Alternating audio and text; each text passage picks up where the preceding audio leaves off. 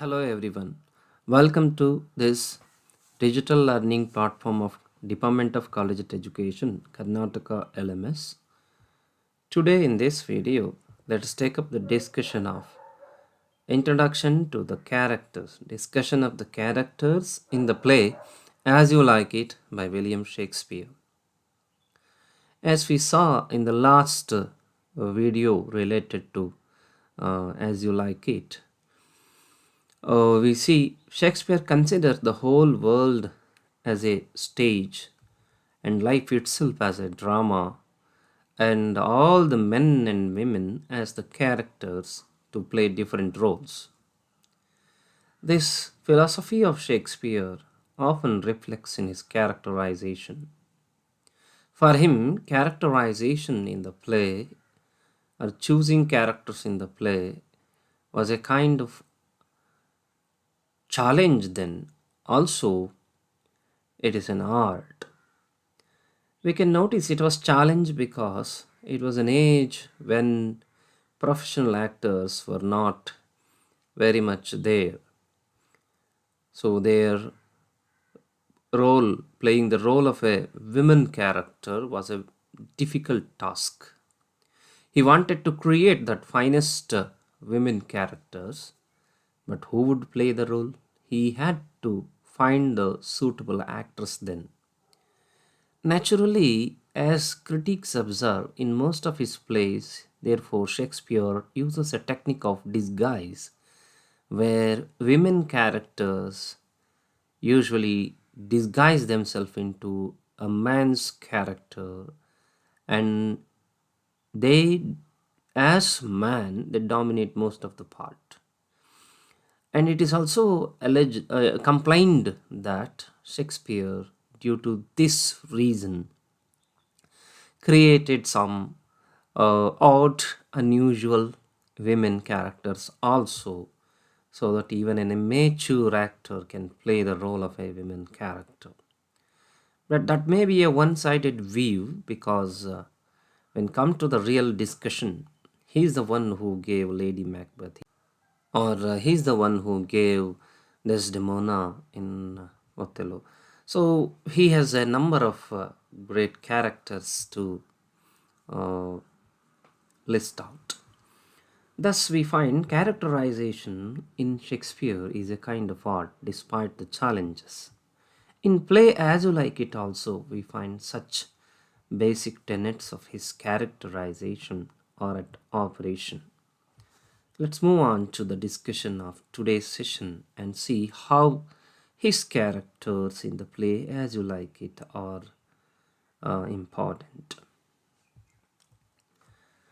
Uh, let's revise that we have seen the play has at the major level Duke Senior, the exiled Duke, and his daughter Rosalind, who later disguises as Ganymede. Then Duke's brother, younger brother, Duke Frederick, and his daughter Celia, who later accompanies Rosalind as Eliana to the Forest of Arden. And we have Sir Roland de Boys, his sons Orlando de Boys and Oliver de Boys, and we have the third one, Jacques de Boys, and the court clown. I'm sorry, that is not Jacques de Boys. Is the second son. The younger one is Orlando.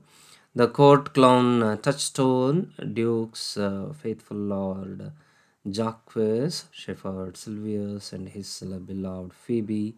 And we have some faithful lords like Camion, a court wrestler named Charles, Touchstone, who chases William to marry another Edry, his beloved. And we have Adam, Corin. Corin is a shepherd. Adam is a servant of Oliver, but a friend of Orlando. And we have another attendant named Libio. So these are the important characters who play their roles in two different settings of the play was actually based on Thomas Lodge's Rosalind, written in the year of 1590. This play was produced around 1598, Based on that story, Shakespeare uses two settings. One setting is of that of the court of Duke Ferdinand, and then the next setting is the forest of Arden.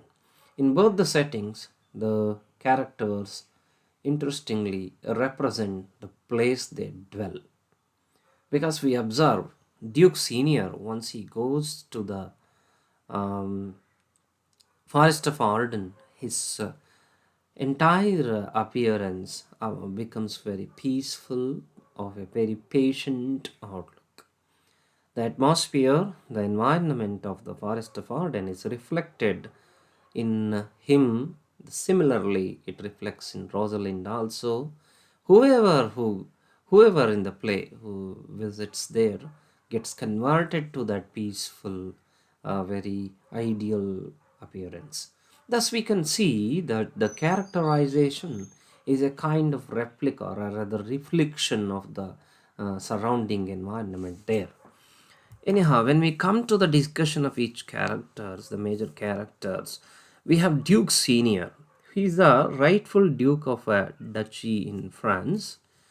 But at some point, the opening of the play itself, we come to know that his younger brother, he's the elder brother to Duke Frederick. His younger brother, Duke Frederick, um, has usurped the throne and dethroned him. He was sent exile, or Duke Frederick exiled him, and he was Duke Senior was the father of Rosalind, but Frederick allowed Rosalind to stay with his daughter Celia. Thus, we find Duke Senior is in exile in the forest of Arden in the play. But interesting thing is that he did get disturbed by that exile, just like Prospero, just like yeah, of course, Prospero in the example of the tempest. Duke Senior remains calm. He is contented with his followers in exile at the forest of Arden, though he was dethroned and lost power by Frederick. Through Duke Senior, that hunger for power is no longer there in him, but he knows that it is the peaceful life of the forest that is worth treasuring than the disturbed court life. So that's why we observe he represent that clinging to the peaceful life. So another important thing is he is a kind person, proves himself to be kind and a fair-minded ruler. He is the one who represents that Shakespearean quality theme of forgiveness and reconciliation, because at the end he announces his brother Duke Frederick has changed his ways and he regained his power. Though he returns to the throne, we see in him a kind of that calm, peaceful appearance. Thus, he is an example of someone who doesn't have that greed of power, though who deserves all rights to be rights to the power. Right? Anyhow, we have Duke Frederick. He is a though he is a brother, younger brother of Duke Senior. He is in total contrast with that of Duke Senior. Duke Frederick is greedy because he usurped the Duke of the Duchy, that is Duke Senior. He occupies the position of Duke Senior by wrong means, and his wickedness is highlighted by that act in the opening itself. Thus, he becomes the villain of the play. But his villainy or his wickedness has certain yield in the play, return in the play, that is given in the very opening of the play, because when he continues his villainy or when he continues his wickedness of even banishing Rosalind from the kingdom, I mean, sending her in exile, he loses his own daughter Celia as she goes with Rosalind to the forest of Arden. And what is interesting is that Shakespeare presents a kind of transformation in Duke Frederick. At the end of the play, he changes his ways. He meets a hermit when he went in search of his daughter Celia or even Orlando. He enters the forest of Arden that transforms himself into a good person. He leaves the power. He decides to leave the power, and then others forgive him, and there happens the reconciliation. The transformation in him is the essential transformation one needs from wickedness to wise. If one cannot get one's ways of wickedness out, or one cannot drop it, then that wise part of life never begin at all. That is the message from Shakespeare here. When we move on to the other characters, the major character of the play, the central woman protagonist, or I can say central character of the play, that is Rosalind. We find the daughter of Duke Senior. She's the daughter of Duke Senior. She lives with her cousin Celia at the court because she was permitted to do that. Once Duke Senior was in exile and he was sent out of the court, she was permitted to be at the court. This, in a way, leads us to a discussion of her love. That is the love of that daughter towards her father, losing her father. And the theme of love operates here, not just the love between her and Orlando that dominates the play, but her love towards her father, whom she wants to meet, whom she lost in the beginning of the play, can also be observed. Then we see she is in love with Orlando. She loves him and gives him a gift after a win in a fight. Remember, when she observes Orlando's valor in the fight, she doesn't actually love him at that spot itself, but she appreciates, admires him. Here you find one thing, that she's not the one who succumbed to the situation so easily. She is with reason. She thinks. Throughout the play, she represents that mind of that kind of thoughtful personality, because she observes, or she tests Orlando's love very much. She, as Ganymede, makes the study of Orlando's love to her, and only after acknowledging the true love to her, she decided the course of revealing her own identity and fall into the wedlock of Orlando. She in the play, for her admiration of Orlando, was banished by Duke Frederick, and then she flees to the forest of Arden with Celia, and the court just touched stone. What is interesting, that she disguises herself as a young man named Ganymede. This change in the sex, I mean, in the transformation from female role to male role named Ganymede, yields, or it gives food for a lot of discussion. Shakespeare probably used this, as I stated in the beginning, as a technique to solve that uh, problem of finding female actors to play the role, because men used to play the role of female. Probably in this case, a man used to play the role of Rosalind, not a woman. Therefore, a disguised role could have helped, would help him, right? It helped Shakespeare in changing the, no, in implementing the character easily.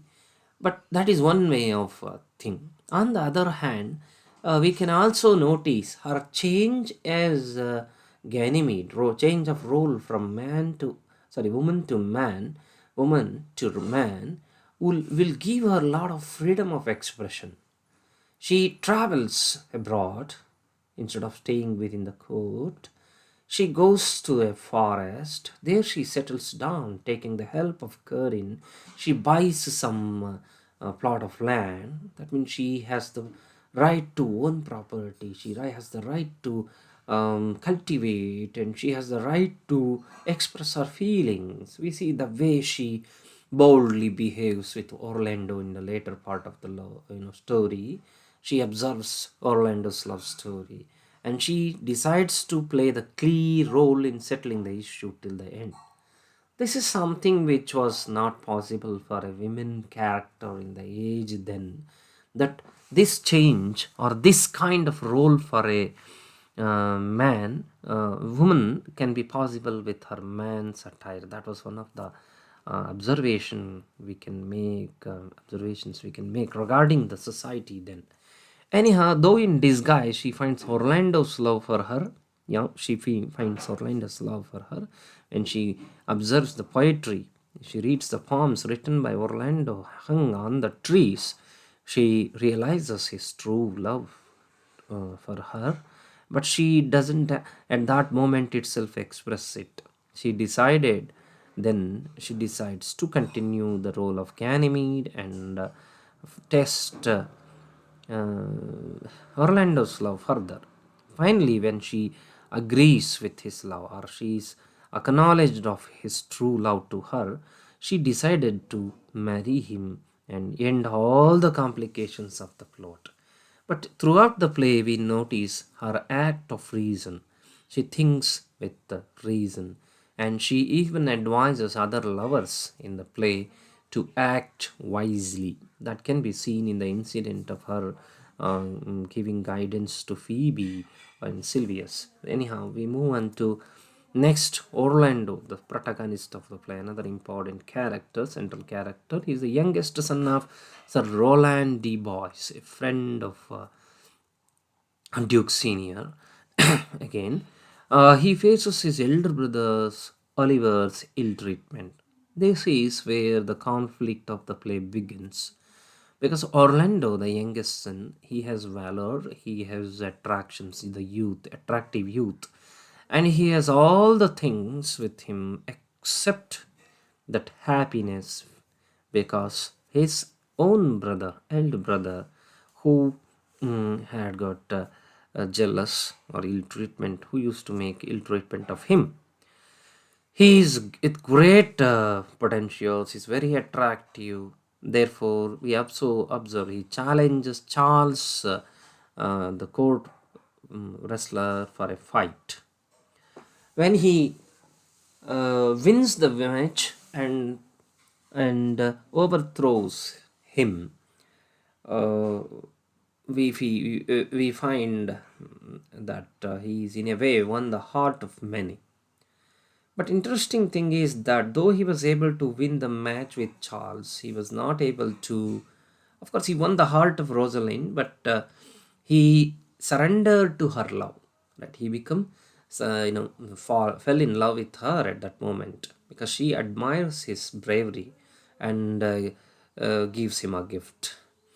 This we can say that man wins in certain places, but at the same time he has to be submissive to certain things. That can be seen in Orlando's case. But later on, he comes to know from his friend Adam, that who is actually the servant of Oliver, that his brother Oliver plots to kill him, or at least to injure him severely, or threat him, right? Cause him threat. So, learning that, he goes to the forest of Arden with old Adam. There he finds shelter at the Duke Senior place. In Forest of Arden, we find his act of forgiveness and reconciliation, because when his brother Oliver was sent to Forest of Arden to search him by Duke Ferdinand, he Oliver faces the deadly attack of a snake and a lion. It is Orlando who rescues him, forgetting all the ill deeds, ill treatment that Oliver meted out to Orlando. Thus, we find forgiveness and reconciliation as the two important qualities in Orlando. Other than that, being brave and attractive, he is known for these qualities. And again, we find his good qualities yielded him properly because he was in love with Rosalind, though had to woo her for a long time. It is Rosalind who, in the disguise of Ganymede, finds his love, and She assures him to cure his love. Its love is expressed through his poems that can also say he's very romantic and imaginative in character, right? So finally, at the end of the play, he marries Rosalind, and the play ends happily to make one of the finest comedy. Then the other important character we have is Oliver, the eldest son of Sir Rosalind Boyce. Just like we have Duke Ferdinand, who is totally a different person in the beginning from that of his elder brother, Duke Senior, we have Oliver, who is different from his younger brother Orlando. He again represented villainy or the wickedness part of the play, because he, in the beginning, along with Charles, plans to kill Orlando, because he hints Charles to injure Orlando severely in a fight. He's jealous of Orlando, his own younger brother. Then again, um, he is commanded by Duke Ferdinand to go to Arden, the forest of Arden, to find Celia. Because when Celia elopes, rather, I can say, I'm sorry, we can say Celia who flees with um, Celia flees with Rosalind to the forest of Arden. He goes in search of her, commissioned by Duke Ferdinand. There he faces the threat from a snake and lion, but to his fortune, he is rescued by his own brother Orlando, to whom he had his ill treatment earlier. There we find the reconciliation or forgiveness from Orlando. He befriends him, and then he reports the entire episode to Ganymede, which in turn creates the true love in Rosalind towards Orlando. And he loves Cecilia in the play, and finally he was able to marry her also. On the other hand, we have Celia, who is Rosalind's cousin, that is Ferdinand's daughter. The friendship between Celia and Rosalind is highlighted in the play. That's a true friendship. Again, a friendship love in the form of friends, in the form of friendship is exaggerated, rather exuberant in the play. She is a true friend to Rosalind, because she uh, ignores, neglects all her royal facilities, and she travels with Rosalind to accompany her to the forest of Arden. But we also find one thing, that unlike Rosalind, she is lack of that reason, because at some point in the play, she expects even her father's death to resolve everything. She is unaware of what she was thinking. Again, when she goes to the forest, initially we find she's the one who persuades Rosalind not to be in love with Orlando, but she herself succumbed to love at the later stage to Oliver. Thus, we find a kind of compared to Rosalind, that far-sightedness and reason is not there in Celia. But anyhow, Celia accompanies Rosalind to the forest of Arden in her exile, showing us the spirit of true friendship. Again, she answers very practically, as I told you, to Rosalind's queries about love. That is another interesting debate or discussion in the play. And she disguises herself as Eliana when she goes to the forest, and she loves Oliver and marries him at the end. That's her cool. And we have another touchstone, that is, he is actually the court jester or court fool. For us, we should know one thing, that Shakespeare's fools are not actually fools. They are clever characters. That is reflected in Touchstone also, because throughout the play we find this fool, Shakespeare's the court fool, speaking wittily and with all clever dialogues. He is the one who acts with a lot of practical mindset and loses imagination, or condemns that romantic love. So he leaves the court with Rosalind and Celia to Arden. There we find he acts as a companion to them to enter the forest of Arden, and by that he introduces a kind of critical look at the world. His role in the play is Shakespeare's critique of his contemporary world. Thus, we find touchstone is the important creation in the play to make a make an introspection, or rather, I can say, a criticism of the loopholes of his society. In the play, we find he falls in love with a goat herd named Adri, and Adri was in love with actually William, and he, considering that William has allowed, chased him away, and they had a debate. The language of touchstone actually defeats William, and then we find at the end of the play he marries her, Adri, right? He marries Adri. But very important thing is that though he is a fool, he's very realistic in his philosophy, very relevant to the contemporary world. Another character who is similar creation, that is Jacques. Jacques is different from Jacques de Bois, who is the second son of Roland de Bois. Jacques is here a faithful lord to Duke Senior. So Jacques is a melancholy lord. He's considered as a character known for his philosophy of melancholy. He accompanies Duke Senior to the forest of Arden. There we find, with the accompaniment of Jacques, Shakespeare presents his philosophy of the world through him. The most famous Shakespearean lines: all the world is a stage, and life itself a drama where we are all actors to play a different part. The seven ages of man as seven roles played by man. Such a philosophy, a great piece of poetry, is presented through Jacques in his conversation with Duke Senior. So, thus we find he accompanies Duke Senior, and it is an accompaniment of Shakespeare's philosophy with the play. He is known for his melancholy. He broods over life and wishes to be a fool. That is interesting. When he meets Touchstone, the observation of his observation of Touchstone makes him feel like to be a fool, because to be a fool is a role where one can criticize the surrounding, one can have a very freedom of expression than others. That probably the reason.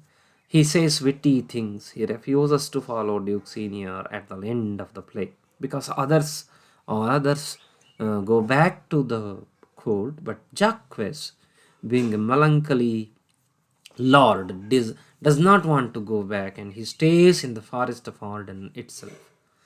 What is important is he prefers that solitary life in a monastery at the end to the court life of Duke Senior.